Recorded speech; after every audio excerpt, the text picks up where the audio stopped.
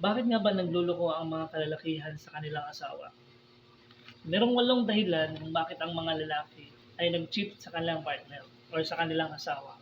So, unang dahilan kung bakit nag-cheat ang mga lalaki sa kanilang asawa dahil sa immaturity or kakulangan ng karanasan. Ito sa mga itinuturong dahilan kung bakit nag-cheat ang isang lalaki sa kanilang asawa. Dahil dito, hindi niya naiisip na mali at kasakit na ang kanyang ginagawa sa kanyang asawa. Pangalawang dahilan kung bakit sila nag-cheat sa kanilang partner o sa kanilang asawa dahil sa pagkakaroon ng bisyo.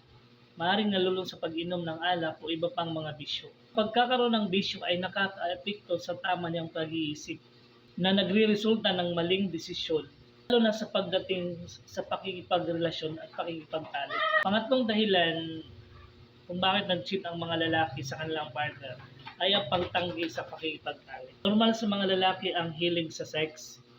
Kaya naman sa oras na tinanggihan sila ng kanilang partner, ay nakakaramdam sila ng pagka-offend at kakulangan sa kanilang pagsasama. Na naghahanap sila ng ibang babaeng makapagbibigay ng pangangailangan ng kanilang katawan. Pangatlong dahilan ay kawalan ng kumpiyansa sa sarili or mga insecurity ba. Iniisip nila na masyado na sila ay matanda na o kaya naman ay pangit na sa paningin ng kanilang partner sa buhay.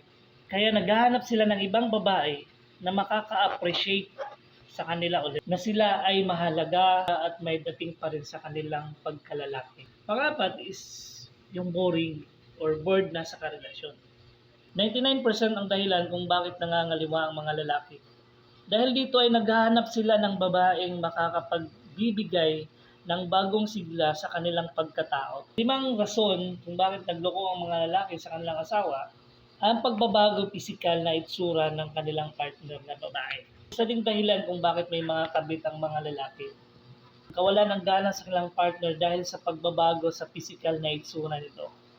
Halimbawa nito ay kawalan ng oras na mag-ayos sa sarili o pagkalusyang. Wala ng hubog ng katawan o hindi na sexy, dating sexy, tumaba na, dating mataba, napayat na, kumbaga nalusyang na. Naman naghahanap sila ng bagong babae na magiging kaaya-aya sa kanilang paningin na nagsisimula ng kanilang pangangaliwa. Pag-anim ay babago sa pakikitungo ng partner na babae. Kumbaga nagbago na yung ugali. Kung dating mabait, nagbait-baitan lang pala. Kung dating sweet, nawala na yung sweetness.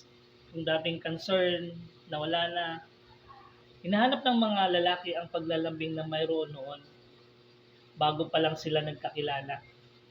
Yung dating pag-aaruga, pag-aasikaso, na kadalasan pagdaan ng panahon ay nawawala. Kaya naman humahanap siya ng iba na makapagpaparamdam ulit sa kanila nito.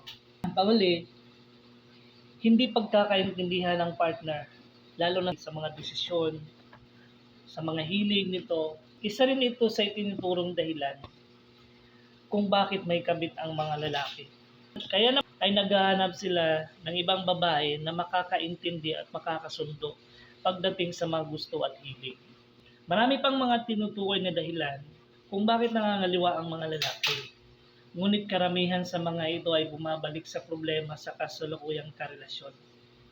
Hindi nga nasusukat ng tagal o haba ng pagsasama ang kasiguraduhan na maayos ang relasyon.